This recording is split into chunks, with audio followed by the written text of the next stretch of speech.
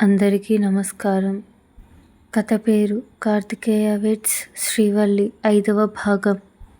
నాకు తెలిసినంత మాత్రాన ఏమైనా యూజ్ ఉంటుందా కిరణ్? కోమలితో నీ మనసులో ఉన్న మాట చెప్తేనే కదా తెలిసేది. నేను చూడు డేట్ చేసిన స్టావ్ బేబీకి ప్రపోజ్ చేశాను. తను కూడా నాకు ప్రపోజ్ చేసింది. మేము హ్యాపీగా ఉన్నాం. నా మాట విని నువ్వు కూడా కోమలికి ప్రపోజ్ చెయ్యి అని ధైర్యం చెప్పాడు సుధీర్.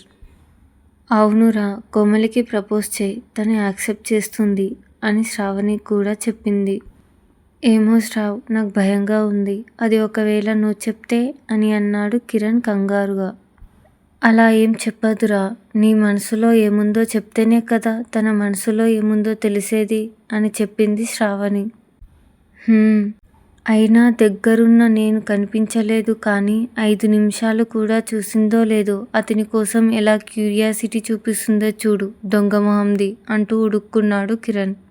నువ్విక్కడే జెలస్ అయితే ఏం లాభం, ముందు తనకి ప్రపోజ్ చేయరా అని అన్నాడు సుధీర్. ఈ వీకెండ్ ప్రపోజ్ చేస్తాన్రా అని చెప్పాడు కిరణ్. ఆల్ ది బెస్ట్, నీ లవ్ తప్పకుండా సక్సెస్ అవుతుంది అని సుధీర్ శ్రావణి చెప్పారు. శ్రీవల్లి కోమలి దగ్గరికి వెళ్ళడానికి ముగ్గురు తమ నడక వేగం పెంచారు.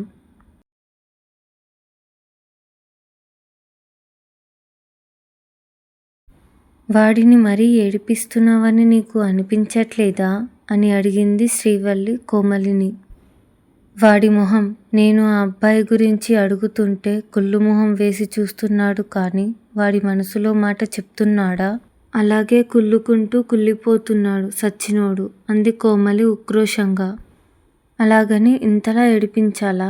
పోనీ నువ్వే ప్రపోజ్ చెయ్యి అని సలహా ఇచ్చింది శ్రీవల్లి. నేనెలా ప్రపోజ్ చెయ్యని, అమ్మాయిని కదా అని సిగ్గుపడింది కోమలి. ప్రేమలో సిగ్గుబొగ్గు ఉండకూడదే, చూడు నీకోసం ఏడుస్తూ చచ్చేలా ఉన్నాడు అంటూ తన గోడును సుధీర్ శ్రావణిలతో చెప్పుకుంటున్న కిరణ్ వైపు చూపించింది శ్రీవల్లి. అదే కదే నా బాధ కూడా, అందరికీ చెప్పుకునే బదులు నాకే చెప్పొచ్చు కదా అని విసుగ్గా అంది కోమలి. మరిప్పుడు ఏం చేద్దామని అనుకుంటున్నావు అని హ్యాండ్స్ ఫోల్డ్ చేసుకొని అడిగింది శ్రీవల్లి. 2 రోజులు చూస్తాను, ఎలాగో వీకెండ్ వస్తుంది, ఆ రోజు ప్రపోజ్ చేశాడా ఓకే, లేదంటే నేనే వాడికి ప్రపోజ్ చేస్తాను అంది కోమలి. దట్స్ బెటర్ అని చెప్పి అడుగుల చప్పుడు వినిపించడంతో పక్కకు చూసింది శ్రీవల్లి. కిరణ్, సుధీర్, శ్రావణి దగ్గరికి రావటంతో ఇద్దరు మాటలు అక్కడితో ఆపేశారు. ఇక్కడే ఆగారు ఏంటి అని అడిగింది శ్రావణి. మీకోసమే చూస్తున్నాం. కిరణ్ టికెట్స్ చూపించు, మనం లోపలికి వెళ్ళాలి కదా అని చెప్పింది శ్రీవల్లి.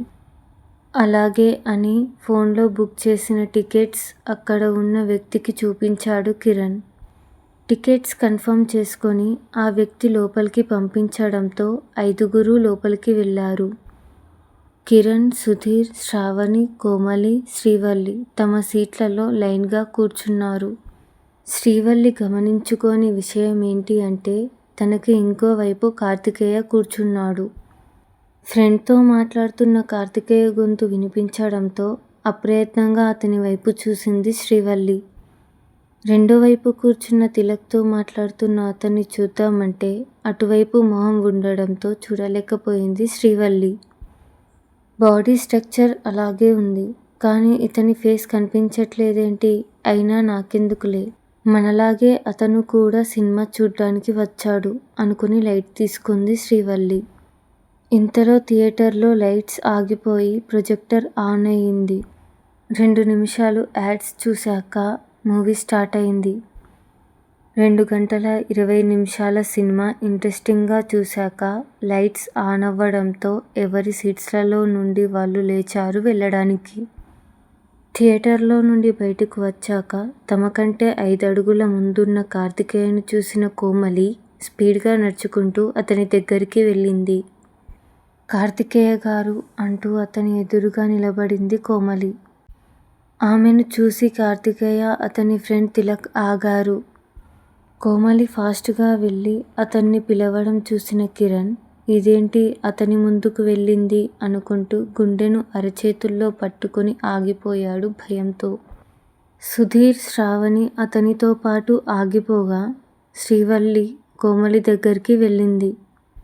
ఏంటండి పిలిచారు అని అడిగాడు కార్తికేయ. అది అది అంటూ నసిగింది కోమలి. చెప్పండి అన్నాడు కార్తికేయ. మీరు నాకు నచ్చారు, మనం పెళ్లి చేసుకుందామా అంటూ సిగ్గుపడింది కోమలి. తన మాటలకి కార్తికేయ, తిలక్తో పాటు సుధీర్, శ్రావణి కూడా షాక్ అయితే గుండె పట్టుకొని అలాగే కులబడ్డాడు కిరణ్. మొహం వేలాడదీసిన కిరణ్ని చూసి జాలేసింది శ్రీవల్లికి. కానీ ఇప్పుడు జాలి పడితే అనుకున్నది జరగదని గ్రహించి జాలిని జాలి లేకుండా తొక్కిపడేసింది.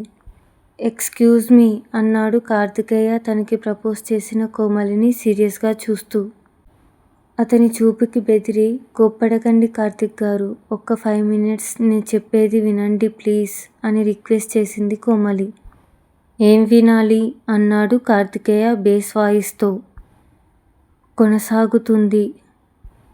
ఈ కథ మీకు నచ్చితే లైక్, షేర్, సబ్స్క్రైబ్ చేయండి. అలాగే కామెంట్ చేయండి.